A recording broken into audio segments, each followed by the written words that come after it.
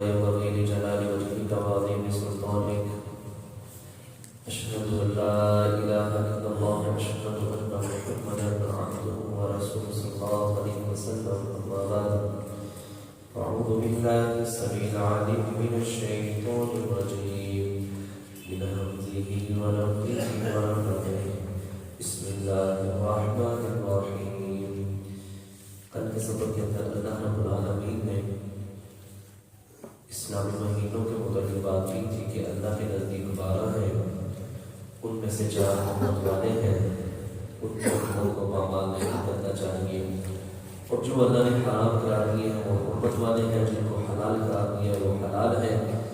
اپنی منمانی اور اپنی مرضی کرتے ہوئے ان کے اندر رد و بدل نہ کیا کرو۔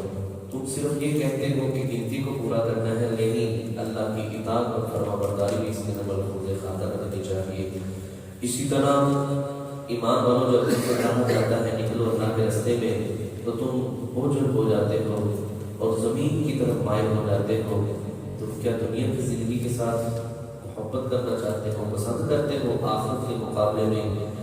یہ بات یاد رکھو، اگر تم نہ نکلے اللہ کے راستے میں اللہ تمہیں عذاب دے گا اور تمہاری جگہ اللہ دوسری قوم لے آئے گا جو اس اللہ کا کچھ بھی نقصان تم نہیں کر سکو گے، اور اللہ ہر چیز کے اوپر قدرت رکھنے والا ہے۔ آج کا جو سبق ہے وہ صفحہ نمبر 39 ہے اور آیت نمبر 40 ہے۔ اس طرح کل کے سبق کے اندر غزوہ تبوک کے متعلق بات ہوئی تھی۔ اللہ رب العالمین درمیان کے اندر ہجرت کے واقعہ کو لا کے اور پھر غزوہ تبوک کی ہی بات شروع کرے گا۔ اس لحاظ سے اللہ فرمائے گا کہ اے لوگوں، اگر تم نے محمد صلی اللہ علیہ وسلم کی مدد نہ کی تو میں اللہ تم کی مدد کروں گا ہی، کیونکہ میں نے اس سے پہلے نبی محمد صلی اللہ علیہ وسلم کی مدد کی ہے، اور ہجرت کے انداز کے اندر جب یہ نکلے تھے تو میں نے ان کو بڑی ہی اپنی حفاظت کے اندر ان کو مدینہ یثرب کی طرف منتقل کیا تھا، اور پھر منافقین کے رویے کو میرا رب بیان کرے گا مزید انشاءاللہ ہم سبق کے اندر پڑھیں گے۔ فرمایا اِلَّا تَنْصُرُوهُ، اگر نہ تم نے اس محمد صلی اللہ علیہ وسلم کی مدد کی، فقد بس یقین نصرہ اللہ، اللہ نے مدد کی ہے اس محمد صلی اللہ علیہ وسلم کی، اذ اخرجہ الذین، جب نکال دیا نبی علیہ السلام کو، الذین، ان لوگوں نے، کفروا، جنہوں نے کفر کیا۔ ہجرت کرنا یہ بھی بڑا مشکل کام تھا۔ ایک ایک کر کے نبی اسلام صحابہ کو نکال رہے تھے، نکلتے جا رہے تھے، کافی لوگ مدینہ یثرب میں چلے گئے تھے۔ ابو بکر صدیق رضی اللہ عنہ کا بھی دل تھا میں چلا جاؤں، نبی اسلام نے فرمایا میرے ساتھ آپ نے جانا ہے۔ اما عائشہ رضی اللہ تعالیٰ عنہ بیان کرتی ہیں ایک دن دوپہر کے وقت نبی اسلام کبھی اس وقت تشریف نہیں لائے تھے ہمارے گھر میں۔ دوپہر کے وقت نبی اسلام ہمارے گھر تشریف لائے، ہم سارے اکٹھے بیٹھے ہوئے تھے، والدین بھی، بہن بھائی بھی۔ تو نبی علیہ السلام نے اجازت طلب کی، ہم نے اجازت دی تو نبی اسلام ہمارے پاس آ گئے۔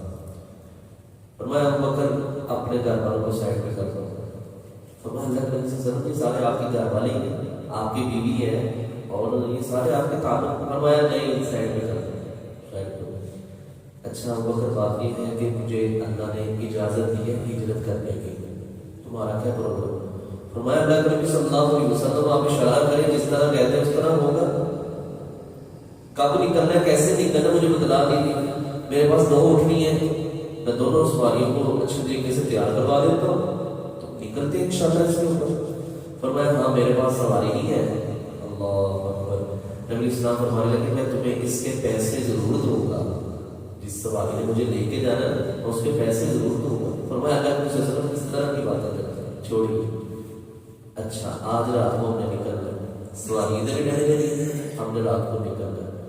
جب سارے جنگجو ہر قبیلے میں سے نوجوان نبی اسلام کے باہر دروازے پر کھڑے ہو گئے کہ آج محمد صلی اللہ علیہ وسلم کو ہم نے معذرت قتل کر دیں، تو نبی اسلام اللہ رب العالمین نے باحفاظت ان کے پاس سے نکال دیا۔ اور نبی اسلام کو اللہ نے بڑی حکمت عطا فرمائی تھی. آپ نے اسلام نے مثال کے طور پر مدینہ ادھر ہے، آپ نے ادھر جانے کے بجائے الٹ سفر شروع کر دیا. تھوڑا سا آگے جا کے ایک غار آتی ہے جس کا نام غار ثور ہے. اللہ اکبر.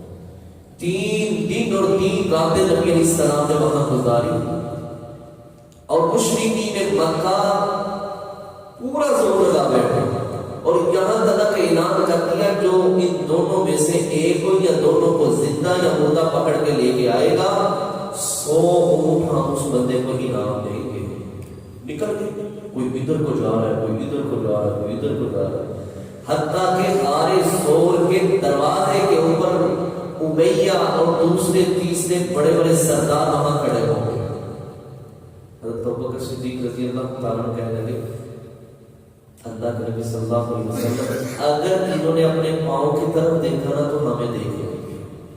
اور فرمایا ابوبکر کیوں پریشان ہوتے ہو؟ فرمایا اللہ کے نبی صلی اللہ علیہ وسلم اپنے لیے پریشان نہیں ہوتا، آپ کے لیے پریشان ہوتا. کہیں ظالم آپ کو نقصان نہ پہنچا دے. نبی اسلام نے فرمایا ابوبکر ان دو لوگوں کا تمہیں کیا کہنے ہیں جن کے ساتھ ان کا تیسرا لفظ ہو؟ اللہ ہمارے ساتھ، ہمیں ڈرنے کی کیا ضرورت ہے؟ بہرحال انہوں نے ڈھونڈا. ایک ان میں سے کہنے لگا وہ اس غار کے اندر دیکھ لیتے ہیں. امیہ کہنے لگا پاگل بن، یہ تیرے باپ دادا کے پیدا ہونے سے پہلے کا یہاں بکری نے یہ جالا لگا رکھا ہے، یہاں سے وہ کیسے داخل ہو سکتے ہیں؟ اللہ نے اس طرح حفاظت فرمائی. وہ جال مر گیا اور لوگ سمجھ رہے کہ پتہ نہیں کتنی پرانی غار ہے. بہرحال عبداللہ حضرت ابوبکر صدیق رضی اللہ تعالیٰ کا بیٹا تھا، وہ مدینہ کے اندر یعنی مکہ کے اندر دن گزارتا اور رات کو نبی اسلام کے پاس آ کے ساری خبریں دے جاتا.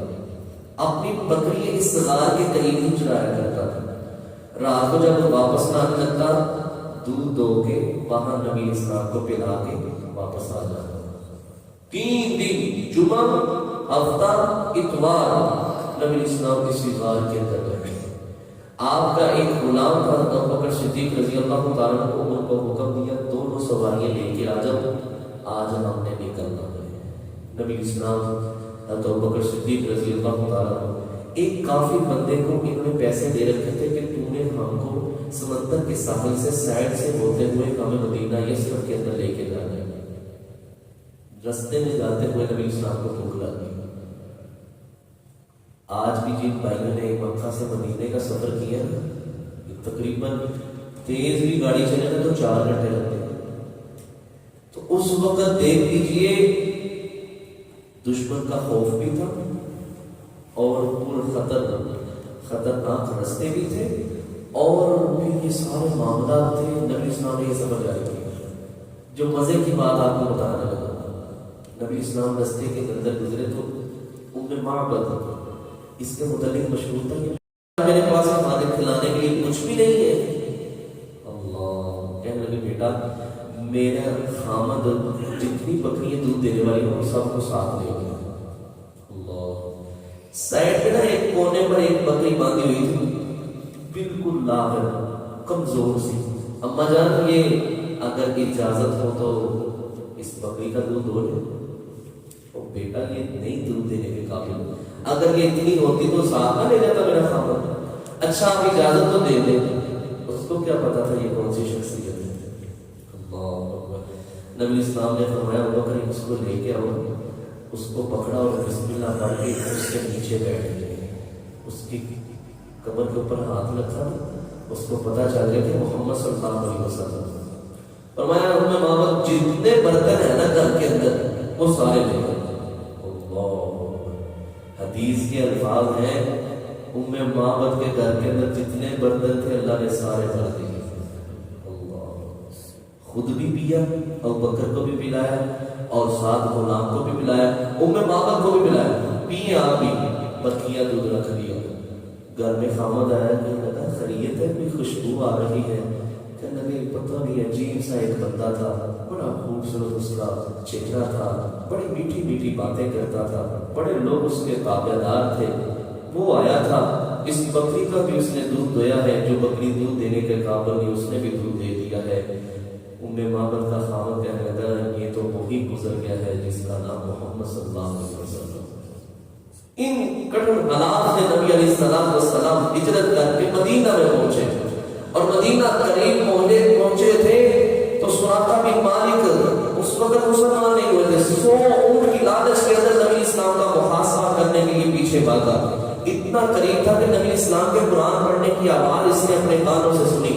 جیسے ہی قریب پہنچا سواری کی چار اٹھاگے زمین کے اندر دنسا دی گئی۔ اس نے نبی اسلام سے درخواست کی مجھے واپس جانے دیجیے، میں آئندہ کے بعد یہ کام نہیں کروں گا۔ نبی اسلام نے دعا کی، اللہ نے اس سواری کو باہر نکالا۔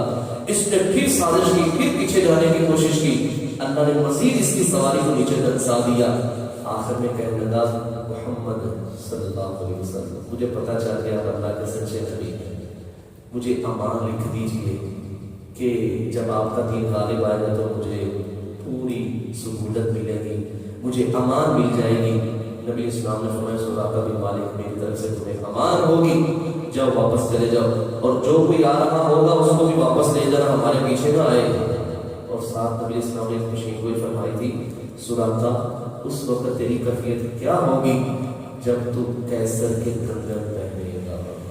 کیسر یا کسرا کے کنگن پہنے، فرمایا کسرا بن ہرمز اس کے کنگن، اللہ کے رسول صلی اللہ علیہ وسلم وہ کنگن میں پہنوں گا۔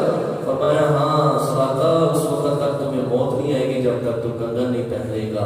حضرت عمر فاروق رضی اللہ تعالیٰ کے اندر کیسر ایران فتح ہوا، اس وقت سراقہ بن مالک کو بادشاہ کے کنگن پہنائے گئے، اور اس وقت آنکھوں سے آنسو بہاتے ہوئے کہنے لگے لوگوں محمد صلی اللہ علیہ وسلم کی بات پوری ہو گئی ہے۔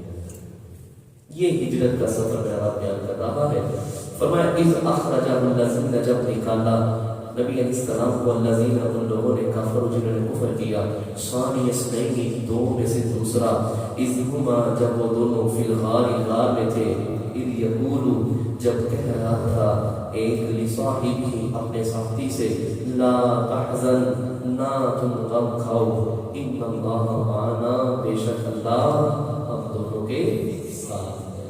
اللہ بعض روایتوں کے اندر لکھا ہے نبی اسلام آرام کر رہے تھے تو ایک سوراخ بس ان کا رہ گیا تھا، باقی ہر جگہ سوراخوں کو بند کر دیا تھا غار کے اندر تاکہ کوئی موذی جانور، کوئی سانپ، کوئی بچھو نہ آ جائے جس سے نبی اسلام کو تکلیف ہو۔ وہاں اپنا پاؤں یا ہاتھ رکھ کے نبی اسلام کو اپنی گود کے اندر اپنا سر رکھ کے نبی اسلام آرام فرما رہے تھے، اور بچھو ڈس رہا تھا اور نبی اسلام کی خاطر ہل نہیں رہے تھے، تاکہ ابو بکر کی صدیق کی آنکھوں سے گرما گرم آنسو جب نبی اسلام کے چہرے پر پڑے تو نبی اسلام کی آنکھ کھل گئی۔ اللہ فرمایا ابو بکر کیا ہوا ہے؟ فرمایا نبی صلی اللہ علیہ وسلم اس طرح کسی بری چیز نے ڈس لیا ہے۔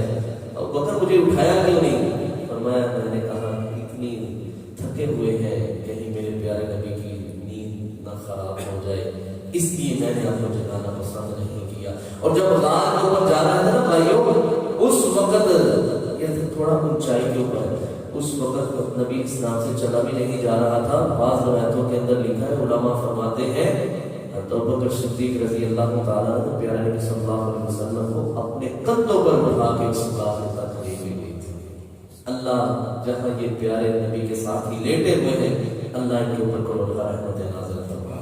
ایسے ہی نبی اسلام نے فرمایا تھا میں نے دنیا کے اندر ہر انسان کے احسان کا بدلہ چکا دیا ہے، واحد شخصیت ابو بکر ہے جس کے احسان کا بدلہ میرا رب ہی چکائے گا انشاءاللہ۔ اللہ ہمیں بھی ان کے نقشے قدم پر چلنے کی توفیق عطا فرمائے۔ فرمایا اللہ ہمارے ساتھ ہے، فانزل اللہ پس نازل کی اللہ نے سکینتہ کو ان کے اوپر سکینت یعنی مدد، علیہ و ایدہ اور مدد کی بجنود ایسے لشکر کے ساتھ لم تروہا جس کو تم دیکھتے نہیں۔ اللہ نے فرشتے بھیجے، پورے اس غار کا محاصرہ کر لیا، اللہ نے کافروں سے نبی علیہ السلام لوگوں کا صدیق کو محفوظ رکھا، وجعل اور بنا دی کلمۃ بعد الذین ان لوگوں کی کافر جنہوں نے کفر کیا، السفلا نیچے کم کر دی، ان کی مکر، ان کی تدبیریں، ان کی چالیں میرے رب نے ان کو پستی کی طرف دھکیل دیا، وکلمۃ اللہ العلیٰ اور اللہ کی بات سب سے بلند ہے، اللہ کی بات غالب آ کے رہی کہ میں محمد صلی اللہ علیہ وسلم کی مدد کروں گا اور نبی اسلام کو کبھی بھی یار و مددگار نہیں چھوڑوں گا. واللہ اور اللہ عزیز زبردست ہے، غالب ہے، انتقام لینے کے لحاظ سے، بدلہ لینے کے لحاظ سے. اگر تم نہیں مدد کرو گے، محمد صلی اللہ علیہ وسلم کے ساتھ نہیں نکلو گے، اللہ وحدہ لا شریک کو محمد صلی اللہ علیہ وسلم کی مدد کرنے کے لیے تیار ہے. حکیم اور اللہ حکمت والا ہے. فرمایا لوگوں یہ مار کا ہی ایسا تھا. دیکھیے اللہ کس طرح مسلمانوں سے مخاطب ہو کے کہہ رہا ہے. فرمایا انفروا، نکلو، خفافا، ہلکے ہو، وثقالا، بوجھل ہو. اللہ کہتا ہے جس طرح کے بھی ہو نکلو، نکلنا ہے. موٹے ہو، پتلے ہو، کمزور ہو، طاقتور ہو، اسلحہ ہے نہیں ہے، سواری ہے نہیں ہے، پیدل چل سکتے ہو نہیں چل سکتے، جس طرح بھی ہے نکلنا پڑے گا. تاریخ کی کتابوں کے اندر حدیث کے اندر یہ آتا ہے حضرت ابو طلحہ رضی اللہ تعالیٰ بزرگ ہو گئے تو سورۃ توبہ کی قرآن پاک کی آیتوں کی تلاوت کر رہے تھے. جب یہاں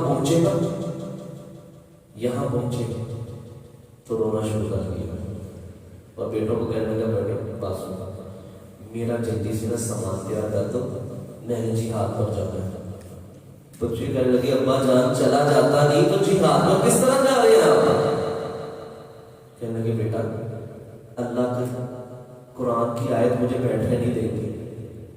فرمایا آپ نے نبی اسلام کے ساتھ مل کے جہاد کیا، وہ بکر صدیق کے ساتھ، عمر فاروق کے ساتھ، بس کیجئے اللہ نے آپ سے یہ معاملہ اٹھا لیا. فرمایا نہیں، میں نے جہاد پر جانا ہے، میرا سامان تیار کرو. بحری جہاز پر سفر کر رہے ہیں، جہاد کے لیے روانہ ہو گئے ہیں. رستے کے اندر وفات ہو جاتی ہے. 9 دن تک ان کی میت جہاز کے اندر ہی رہی اور 9 دن گزرنے کے بعد ایک جزیرہ آیا تو پھر ان کی جو میت ہے اس کو قبر کے اندر دفن کیا. اپنے دل کے اندر اتنی تمنا اور اتنی خواہشات کہ اللہ کہتا ہے انفروا خفافا وثقالا، بوجھل ہو، بھاری ہو، ہلکے ہو، جس طرح کے بھی ہو تمہیں نکلنا پڑے گا. راشد یہ ایک تابعی ہے کہ فرماتے ہیں میں نے مقداد بن اسود رضی اللہ تعالیٰ عنہ کو جہاد کرتے ہوئے دیکھا، سواری کے اوپر بیٹھے ہوئے تھے اور ان کی ہڈیاں ٹوٹی ہوئی تھی، پھر بھی تلوار چلا رہے تھے. میں نے کہا بزرگوں یہ آپ کیا کر رہے ہیں؟ کہنے لگے بیٹا یہ بات یاد رکھو، اللہ کا قرآن ہمیں بیٹھنے نہیں دیتا. اللہ کا قرآن کہتا ہے انفروا خفافا وثقالا، نکلو ہلکے ہو، بوجھل ہو، جس طرح میں نکلنا پڑے گا. اور اس سے بڑی بات والی ہمس کے اندر جب یہ مار کا جاری تھا، ایک آدمی کہتا ہے کہ میں نے ایک بزرگ کو دیکھا کہ اس کی پلکیں اتنی نیچے گر چکی تھی کہ اگر وہ آنکھوں سے دیکھتا تھا تو ان پلکوں سے اپنا یہ جلد اس کو اٹھا کے پھر کو دیکھتا تھا. میں نے اس بزرگ سے بات کرتے ہوئے کہا، میں نے کہا چچا جان آپ کے اوپر 100 سال سے بھی عمر لگتی ہے، سفید آپ کے بال ہیں، آپ کا جسم جس طرح کہنے کے کمزور ہو گیا ہے، آپ بھی جہاد کے میدان کے اندر. کہنے لگے بیٹا اللہ قرآن میں کہتا ہے انفروا خفافا وثقالا، لوگوں نکلو اللہ کے راستے میں، اگرچہ تم ہلکے ہو، بوجھل ہو، جس طرح بھی ہو اللہ کے راستے میں نکلنا پڑے گا. عمر بن جموح رضی اللہ تعالیٰ عنہ، بیٹا کہتا ہے میں نے جہاد پہ جانا، ابا کہتا ہے میں نے جانا. قرآن نازل ہوئی، بیٹے کا نام نکلا ہے. فرمایا بیٹا اللہ کے لیے مجھے جانے دو. عمر بن جموح رضی اللہ تعالیٰ عنہ ایک ٹانگ سے لنگڑے تھے. غزوہ احد کے اندر اللہ نے ان کو شہادت سے سرفراز فرمایا. یہ جذبہ ہے. جنت تلواروں کے سائے تلے جنت میں رکھی ہے. اللہ ہمارے اندر بھی جہاد کرنے کی محبت پیدا فرما ہے. یہ بات یاد رکھیے، نبی اسلام نے فرمایا جس نے نہ جہاد کیا نہ جہاد کرنے کا ارادہ کیا، جب بھی مرے گا تو نفاق کے شعبے پر مرے گا، منافق بن کے مرے گا. اس لیے اگر جا نہیں سکتے تو کم از کم اپنے دل کے اندر جہاد کی محبت تو ہونی چاہیے. فرمایا انفروا، نکلو، خفافا، ہلکے ہو، وثقالا، بوجھل ہو، وجاہدوا، جہاد کرو، باموالکم، اپنے مالوں کے ساتھ، وانفسکم، اپنی جانوں کے ساتھ، فی سبیل اللہ، اللہ کے رستے میں، ذالکم یہ تمہارے لیے خیر بہتر ہے، ان کنتم تعلمون اگر تم جانتے ہو، اگر تمہیں پتہ چل جائے نا کہ جہاد کے اندر اللہ نے کتنی عظمت رکھی ہے، کتنی فضیلت ہے، تو یقین کر کے مانو تم اس دنیا سے نہیں بلکہ جہاد سے محبت کرو۔ آخری بات لو کانا، اب منافقین کے متعلق بات شروع ہو رہی ہے، فرمایا لو کانا اگر ہوتا، عرضاً مال، قریباً قریبی، یہ قریبی جانا ہوتا نا، کہیں مال کا ہوتا اور وہاں مال غنیمت بھی نظر آتا ہوتا، وہ سفر اور سفر قاصداً درمیانہ ہوتا، اتنا لمبا سفر نہ ہوتا 15 دنوں کا، شدت کی گرمی بھی نہ ہوتی، سواریوں کی کمی بھی نہ ہوتی اور طاقتور قوم بھی نہ ہوتی، تو لَاتَّبَعُوكَ یہ سارے منافق آپ کے ساتھ ضرور نکلتے ہیں، وَلَٰكِنْ لیکن بَعُدَتْ عَلَيْهِمُ الشُّقَّةُ ان کو سفر کی مسافت بہت دور لگ رہی ہے، وہ کہتے ہیں بڑی دور جانا پڑے گا، اس طرح ہم سفر نہیں کر پائیں گے اور تھک جائیں گے، معاملات خراب ہوں گے۔ تو نبی اسلام کو پہلے ہی میرا رب خبر دے رہا ہے، وَسَيَحْلِفُونَ وہ ان قریب آ کے قسمیں اٹھائیں گے اللہ کی، لَوِ اسْتَطَعْنَا اللہ کے نبی صلی اللہ علیہ وسلم اگر ہم طاقت رکھتے ہوتے، لَخَرَجْنَا ہم ضرور نکلتے، مَعَكُمْ آپ کے ساتھ۔ مختلف بہانے لگائے تھے انہوں نے، آگے وہ سارے بہانے آ رہے ہیں، ایک کہنے لگا میرے بھی بچے تھے گھر میں چھوٹے تھے، ان کی وجہ سے میری فصل پکی ہوئی تھی، اس وجہ سے فلاں معاملہ فلاں معاملہ، اور یقین کر کے مانے صحابہ کی عجیب بھی اس وقت کیفیت تھی، جو کچھ کماتے تھے، کوئی تلوار خرید رہا ہے، کوئی زیرہ خرید رہا ہے، کوئی اپنی سواری کو تیار کر رہا ہے، کوئی کسی انداز کے اندر تیاری کر رہا ہے، بیچارے منافق بے ایمان یہ منافق مسلمانوں کو دیکھ کے استہزاء کرتے تھے، لو جی کھانے پینے کا کوئی ہے نہیں چیز، تو یہ تلواریں خرید رہے ہیں، زیرہ خرید رہے ہیں، ڈالے خرید رہے ہیں، نیزے خرید رہے ہیں۔ وہ مسلمان اس طرح تیاری کر رہے تھے، یہ ان کو زج کرنے کے لیے ان کے اوپر باتیں کر رہے تھے۔ فرمایا یُهْلِكُونَ وہ ہلاک کر رہے ہیں، انفسہم اپنے آپ کو ہلاک کر، دوسرے کا کیا نقصان کرنا ہے۔ واللہ اور اللہ یعلم جانتا ہے، انہم لکاذبون بے شک یہ منافق جھوٹے ہیں۔ تو یہ تھا میرے بھائی آج کا سبق، جس کے اندر اللہ رب العالمین نے ہجرت کے متعلق بات کی ہے، اور پھر جہاد فی سبیل اللہ، انفروا خفافا نکلو اللہ کے راستے میں، ہجرت یہ جہاد کرنے کے لیے، ہلکے ہو بوجھل ہو جس بھی حالت میں ہو، اللہ کی فتح اللہ کی مدد نصرت تمہارے ساتھ ہے، اللہ تمہیں ضرور فتح نصیب فرمائے گا۔ یہ آج کے سبق کے اندر ہم نے پڑھا ہے۔ آگے مزید منافقوں کی علامتیں جو انہوں نے غزوہ تبوک کے اندر نہ جانے کے لیے انہوں نے ہیلے بہانے بنائے تھے، اس حوالے سے مزید انشاءاللہ ہم سبق کے اندر پڑھیں گے۔ اللہ سے دعا کیجیے، اے اللہ جتنے شہداء اس دین اسلام کی خاطر شہید ہوئے ہیں، اللہ ان سب کی شہادتوں کو قبول فرما، اور جہاں مجاہدین برسر پیدار ہیں اللہ ان سب مجاہدین کی بھی حفاظت فرما، آمین۔ سبحانک اللہم وبحمدک اشہد ان لا الہ الا انت